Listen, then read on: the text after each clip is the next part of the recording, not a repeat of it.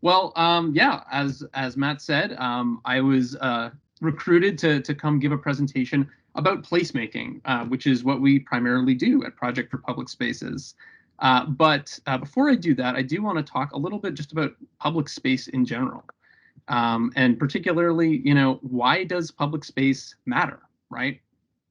I feel like for a lot of people, public space sort of feels like it's just a nice to have, right? Pretty spaces, that kind of thing. But the more research we've done over the years at Project for Public Spaces, the more we find that creating outstanding streets, parks, markets, and public buildings is really a must-have and not just a nice to have. So for example, public space plays a major role in residential choices, right? When choosing a place to live, 84% of US adults are seeking high quality parks and recreation. The same is true of commercial property developers, right? In a survey of 350 real estate professionals, 95% agreed that high quality open space adds to commercial property value, and they would pay 3% more to be nearby. And then perhaps even more fundamentally, our public realm and the way it connects us to each other is really vital to our health. So a 2017 study found that for older adults, the risk of loneliness is like smoking 15 cigarettes a day. And I think this is something that we can all relate to, and we experienced really firsthand during the pandemic, where we were isolated from friends, from family. But for many of us, our streets and our parks ended up being this sort of saving grace for social interaction. So if that's all true, why don't we have better public spaces? Why are there so many places that we go where they're empty, they feel unwelcome, they feel dangerous or dirty or unkept, right? That is a truth in our cities across the United States. And it's something that I've really thought a lot about and tried to counteract throughout my career. So my name is Nate Storring. As Matt said, I am the co-executive director of Project for Public Spaces, where I oversee our placemaking program, our communications team, our grant-making initiatives, and also I've spent a lot of time developing resources, educational resources for people who are doing this work on the ground. Project for Public Spaces, we are an almost 50-year-old nonprofit organization founded in 1975, and we work across the United States. Our mission is really based on the idea that great public spaces strengthen our communities, as those little tidbits right up at the top kind of illustrate. And the way we kind of act on that is by building public spaces and bringing them to life by planning and designing them with the people who use them every day. We also provide, again, strategies, skills, resources to help people do this work themselves so that we can all create a world of community-powered public spaces.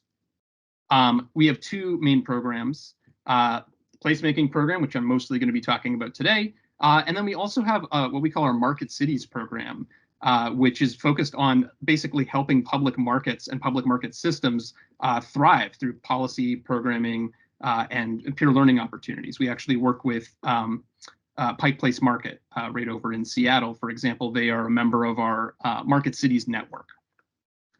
In both of these programs, we have a variety of strategies that we use to drive impact. We do on-the-ground projects. So for example, doing the actual community engagement and design and planning work to relocate the Flint Farmers Market.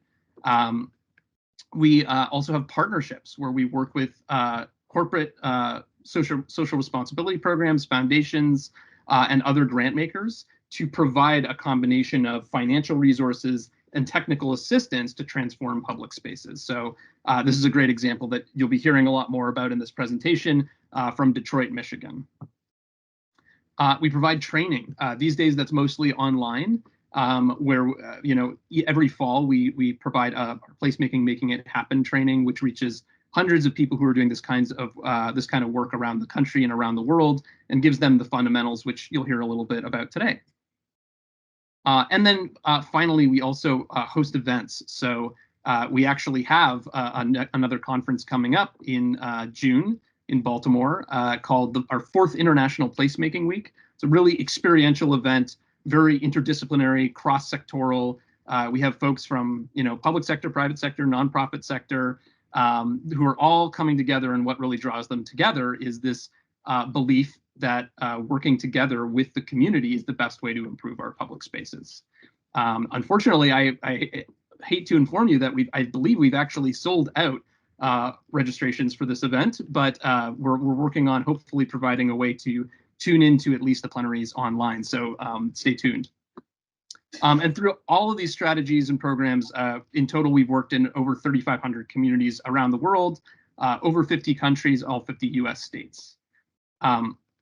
So throughout all of this work, I've encountered again and again at least 5 key ways in which I find cities are kind of not thinking about public spaces in quite the right way. So number one, a lot of places treat the end users as consumers instead of co-creators, right? They're not really involving the very people who know the most about public spaces in the process of design and management and programming. Spaces are designed as single-purpose places, right? That are just optimized for one specific thing. They're driven by narrow goals instead of embracing the fact that public spaces can serve all sorts of different purposes all at once. Cities make big bets on untested ideas, right? You often see millions and millions of dollars being poured into the redesign of a public space, and then sometimes it doesn't actually totally work out, right? If you invest in the wrong things, then it may not actually have the impact you're looking for. So there are alternatives though that can get you a better result. There's no plan for evaluation and adjustment after opening day. This is a classic one. I see it all the time. Most budgets don't include any kind of room for improvement or adjustments after opening day, right? Generally, once the ribbon cutting has happened, that's it. That's the end of the project. We really believe that it's important to kind of build in that recognition that some things are not going to be correct and there's room for experimentation. And then finally, there's a lack of investment in ongoing programming and care, right? We have lots and lots of money for building things, not so much money for running things. And yet, programming and care is at least as important as design in terms of why people use public spaces and why public spaces contribute to those positive outcomes. So if the way we create and manage our public spaces is broken, how do we fix it? Well, today I'm going to tell you about the approach that we take at Project for Public Spaces for revitalizing public spaces in downtowns, which we call placemaking. Some of you have probably heard that word before, but I always like to start with a basic definition because I feel like it's floating around, but lots of people use it in a wide variety of ways. So I love to start with this definition. It's from a book called Placemaking, The Art of Building Communities. And in the book, the authors write that placemaking is the way all of us as human beings transform the places in which we find ourselves into places in which we live, right? Their point is that placemaking isn't some kind of mysterious thing reserved for a small group of experts. It's something that all of us are doing every single day, right? So take, for example, these 2 identical townhomes in New Orleans, right? They were built in 1857 as completely identical, right? But over the course of 140 years, these original designs are basically unrecognizable, right? The homes have diverged in size and shape and style, and that's all thanks to the owners and the occupants of those spaces who are just expressing their own needs and tastes, right? They're making their homes more useful and more meaningful to them. We all do this all the time. That is placemaking. But of course, in public space, it's a lot more complicated, right? We're not dealing with 1 or 2 households. We're dealing with dozens of public agencies, private property owners, civic sector organizations, all influencing any given public space. And often, unfortunately, this sort of plays out as a lack of coordination or a lack of vision, lack of direction, because it's rare that there's anyone who's kind of holding together that vision for a space. Instead, you have everyone trying to optimize their desired outcome, whether that's moving and storing vehicles, optimizing the maintenance of those spaces, public safety, right? Property values or sales. We all have these things that we're trying to push forward, but often what ends up happening is the overall experience of the space just falls through the cracks. Even though all of us as individuals could walk into that space and tell you what's not working, what's working. So this is why something as intuitive as placemaking requires a lot more of an intentional process when we're talking about public space. And that's where we come in. So Project for Public Spaces, when we engage in placemaking, this is how we define it. Placemaking is a community-based process of visioning, experimentation, and care to change the way people use and experience a public space. So it's a process, right? That's all about working with the community, and it's about what you might call user experience, right? We're very used to that idea when we think about websites and that kind of thing. Same idea in public space. How do we think about the user experience and use all of the tools in our toolkit to improve that experience? Not just design, but management, programming, and everything else.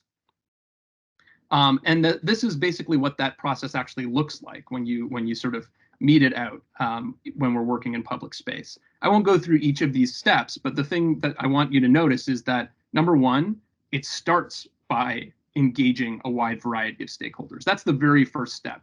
Before you have a vision, before you have a design, anything, it's really about bringing those folks together. Often, instead, they're engaged, once a lot of the important decisions have been made. And that is part of why our community engagement processes are often so contentious, right? There have to actually be important decisions to be made when you're doing that engagement. The other thing that I would point out is that this process is iterative, right? You have those arrows up at the bottom that are telling you that sometimes you need to go back and reconsider. You don't just do it once and then you're over, right? You have to build in that time for experimentation and observation to achieve the results. So to illustrate what I'm talking about, I want to tell you a story. It's a story about a town square or a public square in Detroit, Michigan called Campus Martius. And the reason I love this story is that it perfectly illustrates three key principles of placemaking. And when communities get these principles right, they're on the path to overcome the usual pitfalls of bad public spaces that I was talking about. So Campus Martius is at the very heart of Detroit. Like when the city was being rebuilt after the Great Fire, the new grid was laid out from this intersection. And as this postcard from 1914 shows, it once had multiple parks, soldiers and sailors monument, transit hub, and lots of street level businesses. But this is what Campus Martius looked like in the late 1990s when we started working there. The shape you can kind of recognize, but most of the buildings are gone, right? They're replaced by parking, by kind of large empty green spaces. The streets are a little bit meaner, right? They're really designed for optimizing traffic flow, right? And ultimately, little was left of the original parks, other than that small traffic island basically around the monument. But Mayor Dennis Archer at the time had a different idea for what that space could be. To mark the 300th anniversary of the city, Archer convened a conservancy to reimagine the space as one of the country's greatest parks. That was kind of his intent from the very beginning. And they hired Project for Public Spaces to lead the visioning process. And by 2004, when the new park space opened, it looked like this: a slice of Paris in downtown Detroit. That was sort of the vision. And it flaunted a lot of the standard thinking of the time in landscape architecture circles, actually. Instead of really focusing on the sort of aesthetics and the materials, it really placed a bigger focus on combining pretty simple amenities like movable chairs, shade, water you can touch, with outstanding events and programming like music and skating. And ultimately, this redesign at Campus Martius won the first ever ULI Urban or Open Space Award in 2010. Perhaps even more importantly, the new park attracted new development and businesses downtown as well. So CompuWare was one of the first to bet big on the district. They located their brand new offices right on the park in the early 2000s. And they were then followed by Rocket Mortgage and Dan Gilbert's sort of suite of various companies, which relocated their headquarters downtown and became a major landlord of other properties in the area. So this sounds like a happy story, right? Happily ever after. But of course, we all know what happened next, right? As it turns out, this was actually just the beginning of the story. In 2013, Detroit declares bankruptcy, but you did have these sort of community leaders like Dan Gilbert and others who were already thinking about how placemaking could play an even greater role in reviving the city's downtown. And that brings us to the first placemaking principle. The community is the expert. When it comes to successful placemaking, obviously we need designers, we need planners, we need other professionals, but they can't do it alone. We can't do it alone. That's why we always build in robust community engagement into our projects, starting at the very earliest stages and then continuing basically indefinitely. So why invest in robust community engagement? Well, basically, we found that it's not just the right thing to do. It doesn't just make us feel good. It's also the smart thing to do. Here are a few key reasons. So number one, the customer is always right? A designer may think they have a brilliant idea for a public space, but ultimately its success will be decided by the people who use it or don't use it, right? So why wouldn't you invite those people who are ultimately going to make that decision into the process early? You can unlock additional resources, right? Good placemaking, I always think of it as like a potluck. We need everyone to bring something to the table to have that complete meal. And local people and organizations often have hidden skills, materials, funding, programming capacity, and an inclusive community engagement process is going to reveal some of those hidden resources. You can avoid unexpected roadblocks later, right? I was kind of getting into this a little earlier, but most development requires some level of community engagement, of course, right? But usually it ends up being contentious because the plans are shown to the public after all of the important decisions have already been made. And if you front load those hard conversations instead, you can create a more constructive public review process with fewer surprises later, most importantly, fewer delays, hopefully. And then finally, you can start building capacity for management and governance. A good community engagement process is partly also about building a coalition of supporters who can not just give you important information about how to design the public space, but they can also be partners in implementation and in that ongoing care of the project, right? The stewardship. So when Gilbert asked Project for Public Spaces to create a placemaking vision for downtown Detroit in 2012, we started immediately by thinking about how we would crowdsource ideas and resources to make it happen. We knew that we had to achieve what we like to call the power of 10. So this is the idea that basically in order for a downtown or a city to thrive, it needs at least 10 major destinations, public space destinations. Each of those destinations needs 10 focal points within it. So different areas with different character, different things going on. And each of those focal points needs 10 things to do, right? And those 10 things to do could be very simple. It could be a place to walk your dog, a place to eat lunch, a place to talk to friends. It doesn't have to be a theme park, right? But you do need this critical mass of activity in order to activate a whole district. So in other words, to succeed, we knew that we needed a plan for downtown Detroit that offered 1,000 things to do. It's a very ambitious scheme, but I believe that we actually succeeded in that. Now, you can take this concept of the power of 10 and actually do it as a community engagement exercise. It's basically an asset mapping project. So you can get a big map of the downtown area or also just like a big public space, and then invite people to put stickers on it. Ask them to put a green sticker on the places that they love, right? A red sticker on the places that they hate, and a yellow sticker on the places that they think have potential that's maybe not tapped yet. And then you can gather a little bit more information about each of those stickers with matching Post-it notes. You can number both of them so that you can match them up, right? This is a very, very simple exercise, but it tells you so much about a district. So this is an example of sort of what it looks like once you've actually had all of that, all those folks weigh in. This is from a different city, but I think it's instructive anyways. What you start to see is clusters of stickers, right? Some of them are very clear cut. It's like everyone hates that one space, everyone loves that other space.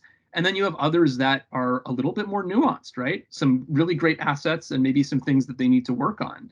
Of course, everyone's experience of public space is different, right? Depends on what your identity is, where you're coming from. But at the end of the day, this is a really great exercise to figure out where to focus your efforts, right?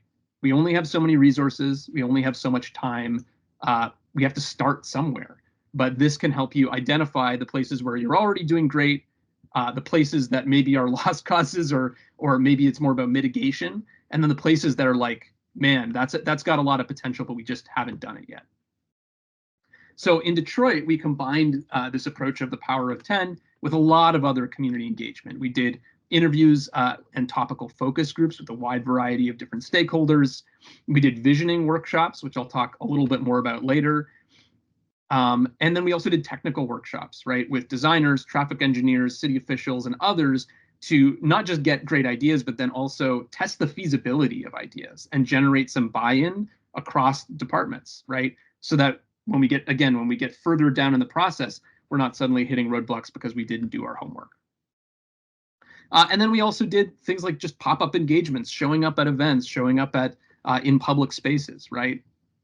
Or at the popular holiday markets that were actually happening in Campus Martius already.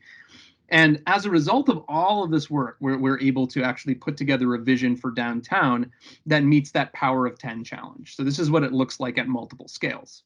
We decided to really focus on destinations that are in and around, I've forgotten the name of the street, Woodward Avenue, there we go. And that's a great way to kind of create, again, that mass, that critical mass that you need in order to feel like the whole downtown has a lively public realm. And then within each of those public spaces, we identified at least 10 separate destinations within that, 10 focal points that have a different mix of uses and activities and character to keep it really lively and exciting.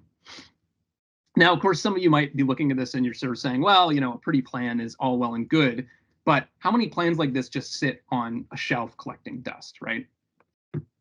And that's where our second key principle comes in. Think lighter, quicker, cheaper. The best way to avoid plans becoming doorstops is to build in strategies that are quick and cheap to implement and are easily adjusted or undone as well. It's often surprising how much impact these relatively small scale interventions can have. So why do these types of experiments? Test before you invest. Again, like, why would you invest in something that's untested and then be surprised and your investment's not actually worthwhile, right? You can cure planning fatigue by demonstrating progress to stakeholders, right? We're all sick of community engagement processes that don't lead anywhere. So show people that, you know, you can actually start somewhere. There are also great opportunities to continue engaging the public. So you don't have to stop. The community engagement is often treated as a phase of a project. It doesn't have to be, right? Anytime you're doing a demonstration project, have a pop-up, right? Another opportunity to weigh in and to keep honing your plan. And then finally, you can keep building that capacity for management and governance, which is, again, one of the most important parts of the success of these types of public spaces. So this is a rule of thumb when it comes to thinking about lighter, quicker, cheaper, right? Some of you may have heard this famous quote from Daniel Burnham. He's a famous architect, and he once said, "Make no little plans, for they have no power to stir the hearts of men."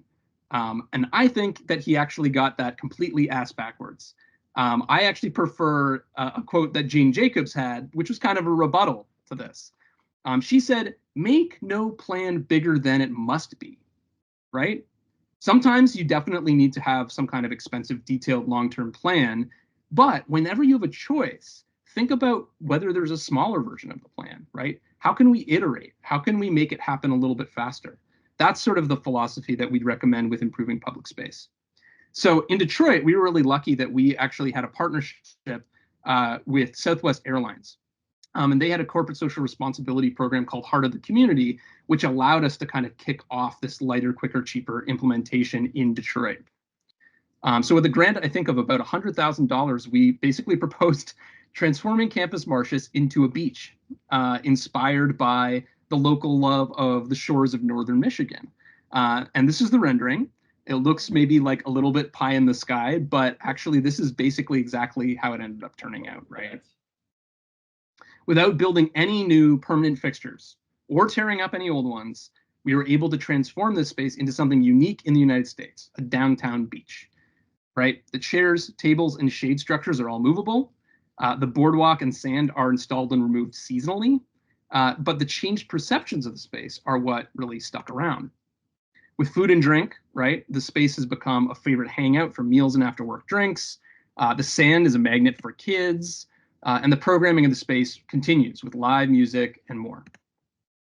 So the other thing that's really good to know about these types of lighter, quicker, cheaper experiments is that they tend to be kind of contagious. So here's a rendering of Cadillac Square, which is just adjacent to Campus Martius. And we imagined it as a space for vendors. And here's the real deal. So as you can see, sometimes these ideas evolve, in this case from tents to kiosks or to food trucks. But nonetheless, you can still implement it fairly easily. And similarly, nearby office buildings even started to get in on the action. This is uncoordinated, but property owners started seeing, hey, there's like some more street life here, and maybe we could actually make that part of our amenities for the building. And they started adding outdoor furniture under the awnings to extend that placemaking energy to their doorstep. We also continued working with the Downtown Detroit Partnership to implement more placemaking visions in those other 10 areas around the downtown, like Capitol Park, along the Detroit riverfront, and in Beacon Park, which was built from the ground up in 2017. And this is a good example of sometimes, yeah, you do need those bigger plans, right? There was nothing here before, but we were able to kind of still bring that iterative energy and all those learnings from those other projects to this project from the ground up. So the trick for getting kind of getting a big result out of these small investments is focusing on just what matters in public space, right? Again, I talked about we often get wrapped up in aesthetics, in materials, but at the end of the day, we've found in our work over the last 50 years that these 4 characteristics are what matters, right? These are the reasons why people are in a public space or they're not in a public space, why a public space is active and exciting and well-loved, or it's not. So those are uses and activities, comfort and image, access and linkages, and sociability. So I'll go into each one of these very briefly. Uses and activities is just another way of saying things to do, right? These are the fundamental building blocks of all public spaces. The power of 10, it's all about uses and activities and building up a critical mass of things to do. They're the reason why people are in the space in the first place. If there is no reason for people to be there, they're not going to be there, right? Comfort and image. This goes back to some of just that basic human-centered design stuff, right? It's about seating. It's about shade and microclimate. It's about the feeling that the space is well taken care of, that it's safe. It's feeling welcome, right? That your identity in the space is welcome. All of these things sort of fall under that comfort and image category. Access and linkages. Can you get to the space, right? Can you get around the space? So, transit, walkability. Can you drive there? Can you park there? Those are considerations. But also, can you see into the space? Once you're in the space, what's circulation like? What's the marketing of the space like? Can people find information about it online? That's all access and linkages. And then finally, sociability. This is perhaps the hardest quality to achieve in a public space, but it's also the one that's giving the most impact, right? When people talk about the spaces that are really meaningful to them, it's often because of this sociability factor. It's the places that they want to bring their family and friends. It's the places where they connect with their community, or that place where they know that they're always going to run into someone they know. It's kind of the why behind placemaking, that sociability. So with those 4 characteristics, you can, of course, think about them in this kind of, very loose way, but you can also drill down and think about it in terms of qualitative data and quantitative data, right? If you're doing interviews or surveys with people, you can listen for certain words that you can tag towards these types of characteristics, right? If someone's saying that a space is fun or active, right, it's probably about uses and activities. If they're saying it's safe or it's clean, that's probably about comfort and image, and so on. You can also look at quantitative data and tag it towards these 4 characteristics as well. Whether that's about vacancy rates or traffic data or anything like that, they can all be tagged back to these. You can also use it as an engagement exercise. So we have an exercise we like to do that it's called the place performance game. But essentially, it's a way to get people out in the public space and observing it themselves with some guiding questions, right? So we actually, again, we invite people out in a space. We typically like to put them in different parts of the space in groups. They go through the form themselves individually, and then they ask questions about these 4 characteristics. How would you rate this aspect? How would you rate that aspect? And challenge people to think about what would they change? What's a lighter, quicker, cheaper change they could make? What's a longer term change they could make? Speak to someone else in the space. Ask them what they think about it. Those types of observation. And after that, we reconvene as a group, and everyone gets to share their results, their findings with each other in small groups, and then report back out to everyone. And essentially, at the end of this, you end up with a really rich observation of different parts of a public space, as well as basically like an action list that's been crowdsourced from the community about what we could do quickly, and then also what we could do in the long term. Who could help, right? What types of resources could we tap? So Project for Public Spaces, our sort of bread and butter, what we specialize in is taking all of that kind of community engagement from workshops like that, from other types of community engagement, and synthesizing it into visions for public spaces, right? They talk about, again, that power of 10. What are the different areas in the space? What are the different uses and activities within that space? And then drilling down a little bit more, okay, now that we know the program for the space, what types of design considerations do we need to make, right? If it's going to be a seating place, or it's going to be an area where people are going to eat lunch, you need seating, you need tables, right? You might need a kiosk where you can actually buy some lunch or buy a coffee. If it's a market space in the summer, but it's a skating rink in the winter, you need flexibility in that space, right? So that's what our team does, is think through all of those types of considerations and translate the community engagement into an action plan that a designer can take and run with, but also a management organization can take and run with. We can help you develop an activity matrix of what are the programs that you do throughout the day, the week, and the year to bring people to the space. What other types of management activities might you need to do around maintenance or security or social services? That's how we work. And so through this sort of long-term dedication to experiments in Detroit, they were able to collectively transform this traffic island in 1999 into the top public square in the United States. In 2024, USA Today polled their readers, and that's what they said, is that this is the #1 public square in the United States. So again, now can we finally say happily ever after, right? No. So the twist of the story is that there is no happily ever after, right? You're never finished. That's the final placemaking principle. Even when a public space transformation is successful, there's always going to be a need for ongoing care, ongoing adjustments, ongoing programming, and that's why we need organizations like Bellevue Downtown Association. So, these organizations are vital because they provide continued community engagement, right? Maintenance and repair, safety and social services, programming and events, fundraising, evaluating success, retrofitting designs, and of course, advocating for better policy and planning. These factors often play as big a role as design in the success of our public spaces, right? Just to give one quick example, you may be off-put on a public space because of the rules of what you're allowed to do there and what you're not, right? That type of thing, that type of interaction can be enough to really change the way that someone perceives a public space. So since the early days of our work in Detroit, the downtown's public spaces have been stewarded by the Downtown Detroit Partnership. And it offers a great model of how to enhance and care for the public realm. At a foundational level, the partnership provides outstanding operational support for the district's public spaces. Again, security, cleaning and hospitality, maintenance, preservation, food and beverage operations, and an inclusive marketing strategy. And they're also rock stars when it comes to events and programming. So they do 1,600 events in downtown parks. They work with over 250 community partners to produce them. They run the Downtown Street Eats program, which supports food truck startups. So actually trying to bring new businesses into the downtown at a very grassroots level. They organize the Detroit Tree Lighting, which is like a citywide family tradition, over 50,000 attendees every year. And altogether, the public spaces themselves, right? Only outdoor public spaces draw 4.4 million visitors annually to the city, with most people staying for more than 60 minutes in each of those public spaces. So some results. Prior to the pandemic, here is what the partnership's placemaking and district management approach has been able to accomplish. So in 2018, they added $2 billion. They had $2 billion worth of additional investment that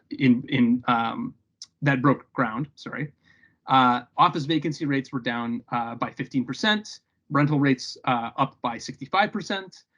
Retail occupancy up by 100%. Residential occupancy up by 98%. And they helped to add 20,000 new jobs to the district. Now, of course, the pandemic hit downtown Detroit hard, like pretty much everywhere else in the United States, at least. And while many of Detroit's anchor tenants have kept their spaces in the district, the daytime office population is only at about 45% of pre-pandemic levels, right? Familiar story in many places. However, largely due to their success in placemaking, the area's daily visitor count has actually already surpassed pre-pandemic levels. And as a result, all of the current plans that are really focused on revitalizing the downtown are focused on two primary things: more residential development and conversions, and increased investment in placemaking efforts, right? So I'll stop there basically, but I want to end with a quote from a book that I worked on. I was the co-editor of. And this quote kind of synthesizes a lot of our findings from this book. It's called Hyperlocal Place Governance in a Fragmented World, and it's really looking at all of the different organizations that are responsible for stewarding our public realm, right? Including business improvement districts, other types of special districts, but also, parks conservancies, or community development corporations and quasi-public organizations, right? We looked at the full mix of that and tried to understand what's currently going on, what are some of the challenges, what are the opportunities. And one of the big things that we found as a result of all of this research was this: effectively caring for a public space, a neighborhood, or a downtown district is more like raising a child than designing and building a product, right? All too often we think of it as something that's linear, that has an end date, and that we can easily just get that information from the community and then design it once and it's done and it's always going to work. And that's not how it works. It is much more like raising a child, where, look, it's trial and error. You can have a vision and you can have values, but at the end of the day, you're always going to have to be flexible, always going to have to keep reinventing, and that's what it's all about. So in other words, if we want to build those better public spaces, we need to remember that we all inherently know how to do placemaking in our lives, right? And what we need is just a set of principles to tap into the same instincts that we all use when we make a house into a home. So firstly, community is the expert. Listen to the people who actually use the space every day, including yourself. Secondly, think lighter, quicker, cheaper. Take little steps to experiment towards a larger vision. And thirdly, you're never finished. In other words, we need to invest in the ongoing care rather than just big, shiny new build-outs. So in downtown Bellevue, I think if you can adopt this way of thinking, I believe that you can really take your public spaces to the next level. That's it.